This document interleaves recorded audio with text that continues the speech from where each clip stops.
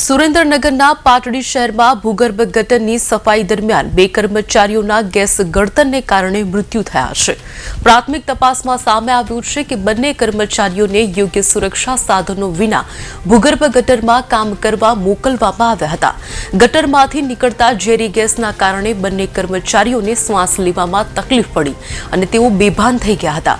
સ્થાનિક લોકોએ તાત્કાલિક ધોરણે બંનેને બહાર કાઢવાનો પ્રયાસ કર્યો, પરંતુ ત્યાં સુધીમાં ખૂબ મોટું આ પ્રકારે કહી શકાય કે ખૂબ મોડું થઈ ગયા હોવાના સમાચાર મળ્યા।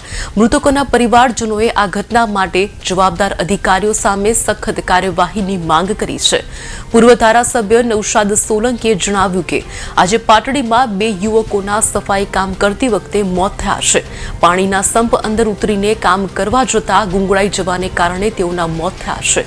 હું સરકાર પાસે માંગણી કરું છું કે મૃતકોને રૂપિયા 10-10 લાખની સહાય કરવામાં આવે અને એના પરિવારના એક વ્યક્તિને સરકારી નોકરી આપવામાં આવે।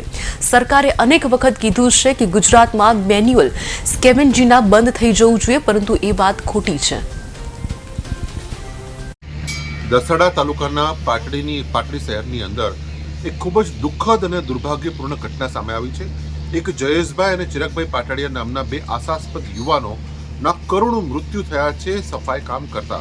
પાણીના સંપની અંદર ઉતરીને કામ કરવા જતાં ગુંગળાઈને મૃત્યુ પામ્યા છે। હોય તેમ છતાં કે બધું બંધ થઈ ગયું છે ગુજરાતમાં, પરંતુ દર અઠવાડિયે દર મહિને આવા વાલ્મીકી સમાજના ખાસ કરીને યુવાનો, આશાસ્પદ યુવાનોના મૃત્યુને ભેટે છે। આ ખૂબ જ કરુણ ઘટના છે, એનાથી હું ખૂબ દુઃખની લાગણી અનુભવું છું। આ વિડીયોના માધ્યમથી હું સરકાર પાસે માંગણી કરું છું કે પ્રત્યેક મૃતક પરિવારના એક વ્યક્તિને રૂપિયા 10 લાખ રૂપિયાની સહાય કરવામાં આવે અને એના પરિવારના એક વ્યક્તિને સરકારી નોકરી આપવામાં આવે। કારણ કે સરકાર ગાય વગાડીને અનેક વખત કીધું છે કે ગુજરાતની અંદર મેન્યુઅલ સ્કેવેન્જિંગ બંધ થઈ ગયું છે, પરંતુ એ વાત ખોટી છે।